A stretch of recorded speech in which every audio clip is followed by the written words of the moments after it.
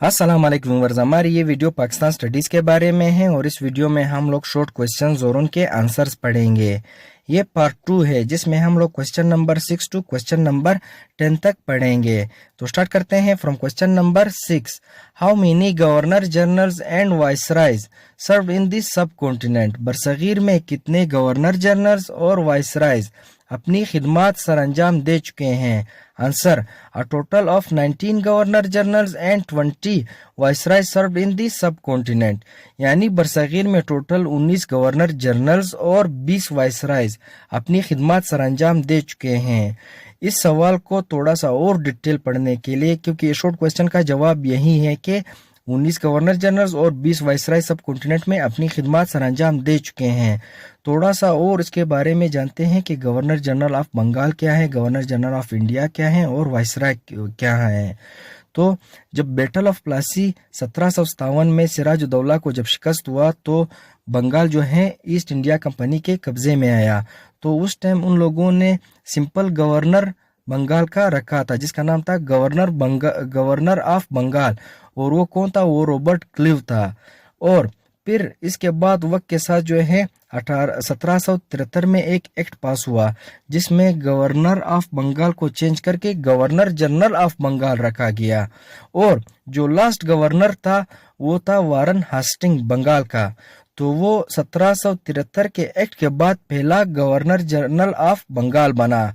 तो स्टार्ट करते हैं। The position of governor general of Bengal was established by the Regulating Act of 1773 with Warren Hasting as the first and William Bentinck as the last.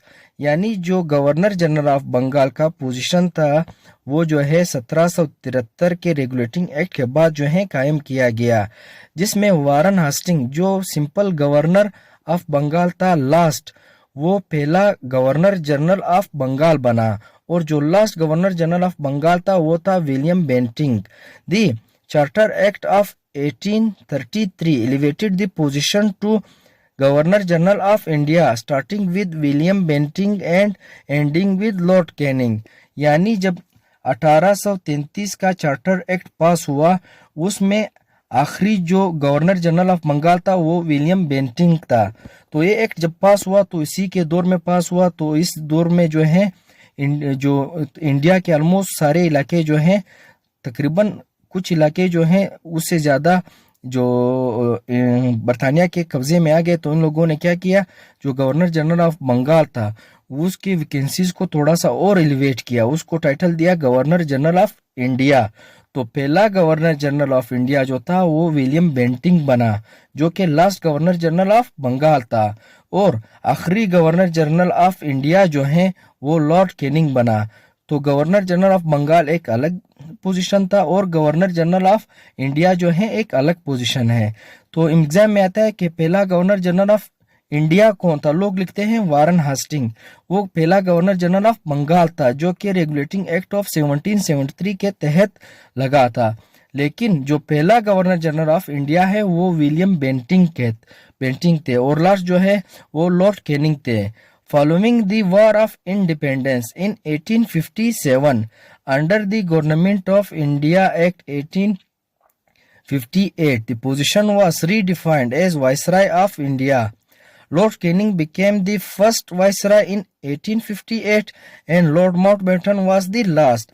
यानी 1857 की जंग की आज़ादी के बाद जो है जो गवर्नमेंट ऑफ इंडिया एक्ट 1858 पास हुआ उसमें जो last governor general of India Lord Canning था उसको टाइटल दिया गया है वाइसराय ऑफ इंडिया। तो जो last governor general of India था वो पहला वाइसराय ऑफ इंडिया बना गवर्नमेंट ऑफ इंडिया एक्ट 1858 के मुताबिक। और आखिरी जो वाइसराय ऑफ इंडिया था वो लॉर्ड माउंटबेटन बने।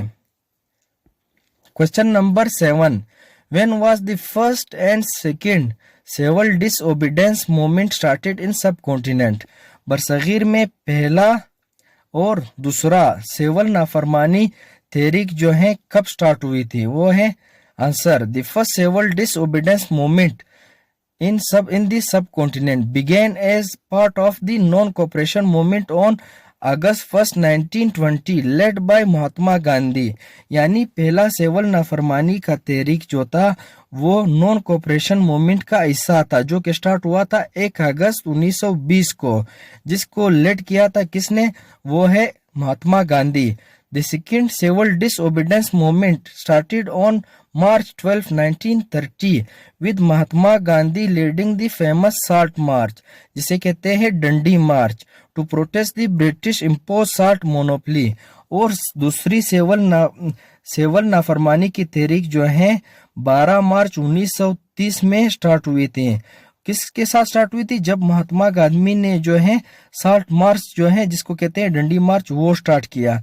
और ये क्यों स्टार्ट किया, ताकि वो जो साल्ट के जो कानून थे जो ब्रिटिश के इम्पोज्ड इजारादारी थी उसके खिलाफ इसने एक मार्च किया था जिसको कहते हैं डंडी मार्च। तो पहला सिविल डिसोबीडियंस मूवमेंट 1 अगस्त 1920 को नॉन कोऑपरेशन मूवमेंट का एक हिस्सा बन के स्टार्ट हुआ था, लेकिन दूसरा सिविल डिसोबीडियंस मूवमेंट जो है 12 मार्च 1930 को स्टार्ट हुआ था। और किस से स्टार्ट हुआ था, जब डंडी मार्च महात्मा गांधी ने किया था। Question number 8, when did Mahmud Ghaznavi invade Somnath, Mahmud Ghaznavi ने कब सोमनाथ पे हमला किया। Answer, Mahmud Ghaznavi invaded Somnath in 1025 CE and after 5 years of invasion of Somnath, Mahmud Ghaznavi died in 1030 CE in Ghazni। Mahmud Ghaznavi ने सोमनाथ पे जो है 1025 CE को जो है हमला किया था, और इस हमले के 5 साल बाद जो है 1030 में महमूद गजनवी गजनी में वफात पा गए। Question number 9, when and where the first factory of British East India Company established। British East India company का जो पहला फैक्ट्री था वो कब और कहां कायम किया गया। Answer, the first factory of British East India Company was established in 1612 CE at Surat. जो ब्रिटिश ईस्ट इंडिया कंपनी थी उसका पहला जो फैक्ट्री था वो 1612 CE को सूरत के मकाम पे कायम किया गया। Question number 10, which Indian king was known by the name of लख बख्श, यानी किस इंडियन किंग को, इधर काइंड लिखा हुआ है किंग है, किंग को जो है लख बख्श का टाइटल दिया गया है, वो है answer Sultan Qutbuddin Aibak was known as lakh Bakhsh because of his generosity। यानी जो सुल्तान कुतुबुद्दीन ऐबक था जिसको कहता है पहला स्लेव, यानी पहला स्लेव जो किंग था वो उसको लख बख्श के नाम से याद किया जाता है। क्यों याद किया जाता है, क्योंकि वो बहुत ही सखी था, तो उसकी सखावत की वजह से जो सुल्तान कुतुबुद्दीन ऐबक था उसका नाम जो है लख बख्श लोगों ने रखा, क्योंकि इसका मतलब है जो सखी बंदा है उसको कहते हैं लख बख्श। तो इसकी सखावत की वजह से इसका ये टाइटल पड़ गया। तो आज की वीडियो हम लोगों की यहाँ तक थी, मिलते हैं नेक्स्ट वीडियो में, तब तक अल्लाह हाफिज।